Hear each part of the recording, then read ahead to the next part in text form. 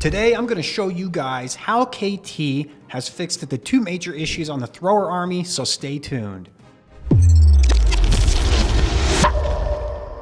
All right, as we get into these replays, there's a couple of things that I want to point out.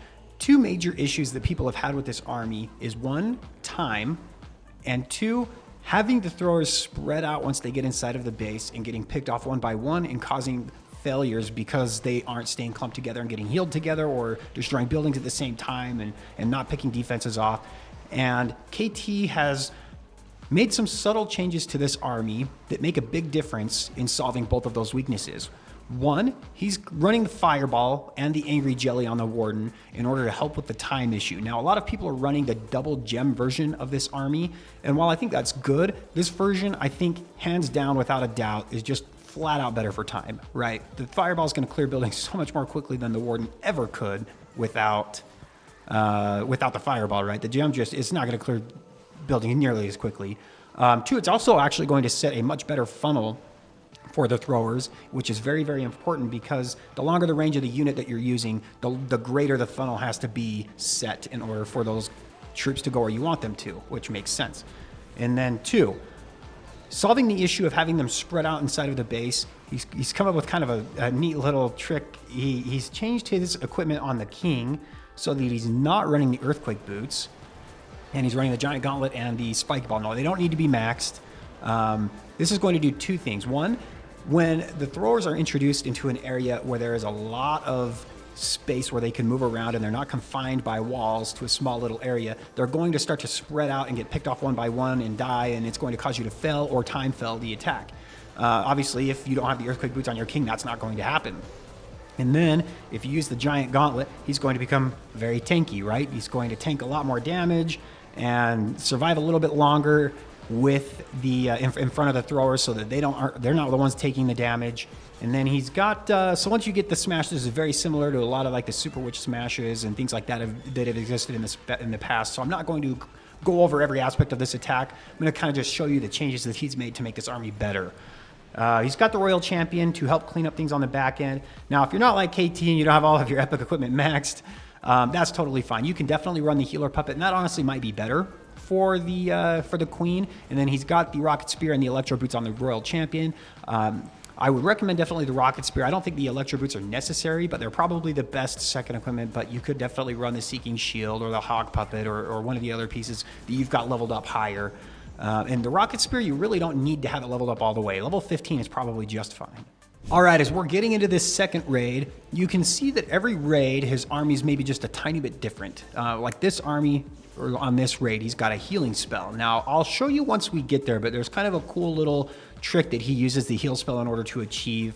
Once he gets there a little bit later on in the base, it looks like he definitely likes to charge the Town Hall first in every raid. That makes sense. It does a lot of damage. It has a lot of range, and it's kind of annoying if you're going to be ringing around it right.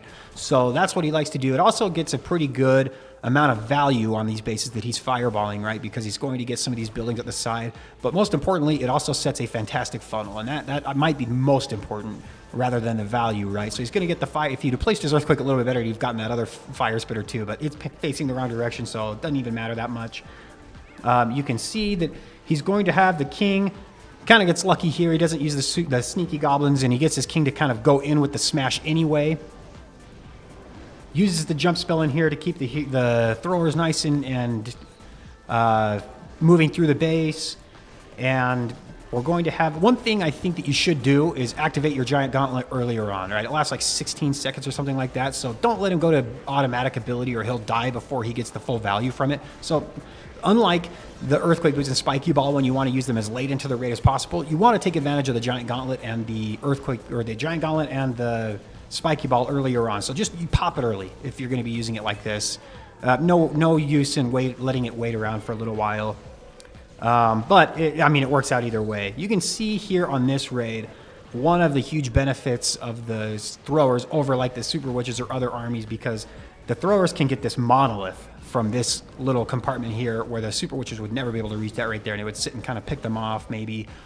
So there are definitely some pros and cons, right? The cons definitely time, but the pros, they're going to be able to reach buildings that the Super Witches never would be able to. And this one is honestly crushed. He definitely killed it on this raid.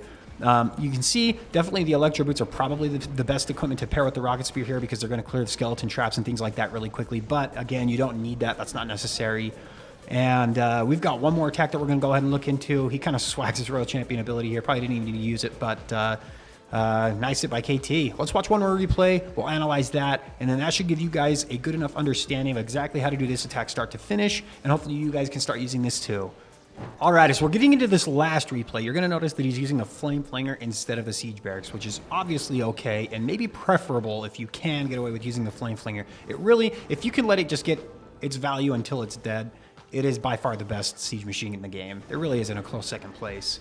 There might be some niche uses like the Super Archer Bomb where other things might be good, but Flame Flinger really is just super good. All right, let's go ahead and see what we're doing here. I can't even remember what he fireballs on this base. It might just be this invisibility compartment on the left. No. So you can see that... Okay, so it might still be... Where does he fireball? I honestly don't even know. Oh, maybe he just waits and doesn't fireball? There you go.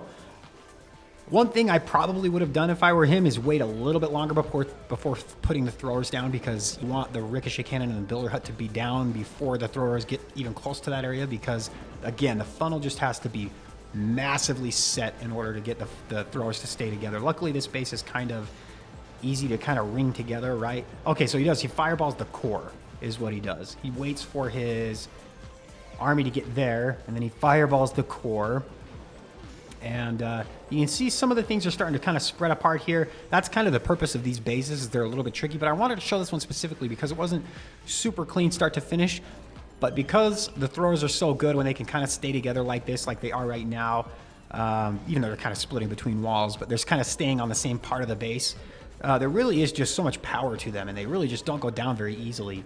One thing you're going to notice here is he does delay his Rocket Spear a lot until he needs to. He's got the Spirit Fox on there, so obviously if you put the Royal Champion down and you pop the Rocket Spear right away, the Spirit Fox is just going to run into the base and die. So he does delay using the Rocket Spear, lets her get a whole bunch of value before he pops that, which is really, really noteworthy.